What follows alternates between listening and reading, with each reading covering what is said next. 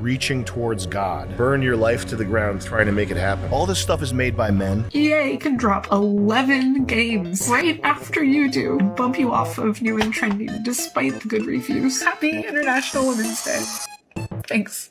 The fact is that most game designers definitely are not a good writer, musician, or visual artist. That's a recipe to creating disposable crap. He said that video games are the highest form of art because they combine all other forms of art. They might as well be flash games. They might as well be browser games. This is the best house because it has an indoor pool. Indie game dev using tools made by other people with a single inventive play mechanic worth $4.99 and 20 minutes of your time. The one art form that is the most difficult, transcendental, where that has the highest capacity for beauty. There's no game that does that. Why does modern game design suck so bad? And what made the design and writing of games like Fallout 2 so good? If you like the Fallout 2, Fallout 1 stuff, check out Timothy Kane, one of the first developers for Fallout. He started a YouTube channel and he talks about what it was like to work on the early Fallout titles. I think the game design stuff, it's kind of like, it reminds me almost of MMA, where if you're doing UFC, there's like a meta game where you have to do like calf kicks. You know what a calf kick is? Yeah. It's like a low kick to the calf. It's like a girly schoolyard, like kicking someone in the shins type thing. But you have to like be prepared to calf kick people and also like toughen your legs up so that if someone calf kicks you, it doesn't debilitate you. And it's just this, it's because it's been going on so long and the rules are like specific and it's just like stultified. Is that the word that I'm thinking of here? Yes, stultified I think would be. There's something about it that's like calcified. It's just not innovative, new, refreshing. It's definitely not the UFC that was in like the 90s. And game design, like anybody who's designing a game now, they have access. Everybody has access to these tools that make it so easy. Like you get Blender and Unreal, and you have Game Maker Studio and art resources and stuff. And it's like everything's been kind of made easy, but in doing so, everything is like now part of this this like system that you're plugged into, and you can tell when someone like reuses art assets or when someone is designing. Like you can tell when someone's made a game based on a rule set that they heard in a YouTube video. No matter what sort of aesthetic choices they make that are contemporary or overly conscious of the zeitgeist, it'll wash out in time, and in 10 years you'll have a handful of great games and you'll have a bunch of that fairies made to jump on the bandwagon and capitalize. People are getting so hot and horny over AI because they think it means you can separate monumental amount of effort from the creating a great product, but it just is not. It doesn't work that way. AI is a tool. If you rely on one tool, that's just a crutch. The art. What's the highest form of art? I think Kierkegaard made the argument that movies are the highest form of art because they contain all other forms of art. Contains writing and visuals. Anybody can see that that's not the truth. And that's the argument that Jonathan Blow made after making Braid about video games, is that games are the highest form of art because games combine all the above and movies. They're interactive. And movies and they're interactive. You know the game Braid? Do you like that game? No. So this guy is a douche who always has something to say about where the state of modern game development. Yeah. And he made this piece of crap, did a little kids game with bad art that's like amazing because it has a time mechanic in it. He said that video games are the highest form of art because they combine all other forms of art. They have music, they have story writing, they have a film animation element to it, but they're also interactive.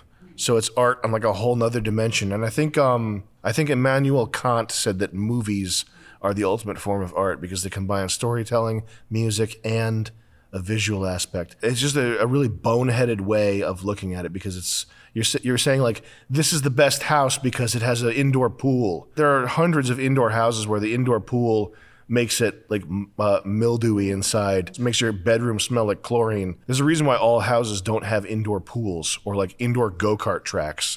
Like, this is the best house because it has an indoor go-kart track. All good houses must have indoor go-kart tracks. And you're not thinking that like a 2-stroke go-kart smells like a lawnmower.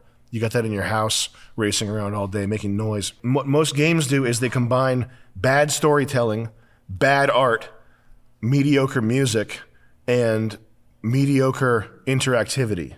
And there's another thing. It's like in game design, there's also like this very specific and like careful respect for not necessarily authority, but for doing stuff a certain way. Like everybody I've told about our game idea has told me about being over ambitious and like scope creep, or there's a term that's like you're supposed to do small games and like iterate and like get one novel game mechanic. There's a million games where it's like, oh, in this one you can smash through walls going down instead of sideways. It's a downward platformer, or it's a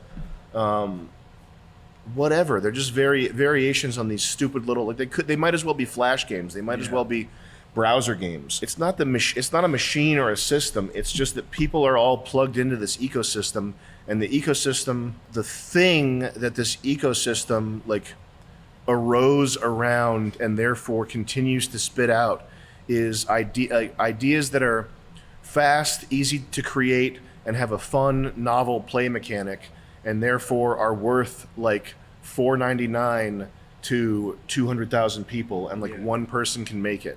So all these games that are coming out now, the model is either Marvel the Avengers, like AAA studio, where you have, and every step along the way now you're getting like, you have the gay pride AK-47 or whatever. Like it's the thing that you used to love about gaming, but it's going extremely more corporate and safe and like following the model that movies follow. Or what you're getting is the indie game dev using tools made by other people with a novel, like a single inventive play mechanic that's worth $4.99 and is worth 20 minutes of your time and might as well be a browser game. I'm sorry, but there's no game that ever takes best storytelling, combines it with the best visuals, the best music, and the best interactivity. There's no game that does that. There are games that are shining examples of one thing or another, but there's nothing where it comes to such a synthesis that it's elevated above the genre of music in general, or the medium of a book in general. It's just not the case. It's just viewably not the case. I think books, something about your mind filling in the gaps, and it's also like the most direct way of telepathically communicating with another person via a book. There's something about making film, making video. Like most of what I've ever made has been accidental. That has been something that I massaged. After this accident happened, I massaged it into a state that made it look deliberate. Anything I've ever made that looks good, and I know enough about filmmaking to know that the image that you have in your mind before you set up in front of something with a camera, it never looks like the end result. It's just not, there are filmmakers who are known for being fastidious and like obsessive and hyper focused on little details. But even with a mind like that, you are not in control of the final image. There's so much that happens accidentally. There is so much that happens that and it's not even big accidents. It's just like the way that the light falls on a certain person's face when they're turned this way is something that your mind never could have made an allowance for before you were looking at it through an actual camera. So filmmaking is very not deliberate. It's also a fucking mess. Like trying to get more than 2 people in a room at the same time to do some coordinated action is a fucking mess. Creator ego, you got to not have that. In my opinion, most of the good stuff that happens, it's not because you planned it so good. It's more accidental than that. If you think that you're going to plan something good, that just shows that you don't have experience creating stuff, or that you don't pay attention to how the stuff actually happens. You're setting up the conditions for organized chaos to unfold. Even the best people in the world do not have that much control over the final product. Their ability to steer it is limited. And I would guess that the same, I mean, I don't even have to guess. I've made enough crap in my stupid career to know that this is the case with video games. Like if you're through a game, you're gonna run out of money. You're gonna encounter some weird gremlin that makes the whole game look weird, or when you have this texture and this texture, and they're finally juxtaposed together, and you have whatever post-processing over it, it looks weird. It looks not like what you expected. This stuff is all accidental. With books, that's not as much the case. Like books is the one where it's such a limited and basic canvas for your craft that you can exercise extreme control over it. If the one art form that probably is the most difficult, transcendental, where it has the highest capacity for beauty, the highest capacity to affect the psyches of like regular people, of everybody, and is also the one that's the most transcendent. And by transcendent I mean it's like reaching towards God is what architecture does. All this stuff is made by men. Women are basically never any good at this shit. Women architects, the stuff they make is like from the devil. In fact, I would say that it's the opposite that's true. With video games, you tend to make more disposable crap because the gamut of what you have to do is so overwhelming, and your mastery as a creator, if you're a game designer, you're probably not good at anything, first of all. But if you're good at something, it's the interactivity element. You can make a platformer with this little fruitcake reverse time thing that was so stunning in 2007 when it came out. Oh, you can reverse time in this game. Wow, this is the most amazing game of all time. The fact is that most game designers are, like, you look into doing game design because you don't want a real job, and so you end up making, and you definitely are not a good writer, musician, or visual artist. And even if you were, it's impossible to bring those things together in a synthesis that elevates your game above books. Practice just having higher standards and breaking stuff down, looking at it, talking to yourself about why something works or why something doesn't work. It's probably more valuable to look at a ton of, not even a ton, but a few good things versus a glut of bad things. Unless you have a surefire moneymaker, and maybe you do. Maybe you have an idea that would sell 200,000 copies to people for $2.99 or as part of a bundle or whatever. In which case, do it, get the money, and then move on. But if that's not the case, then be passionate about something.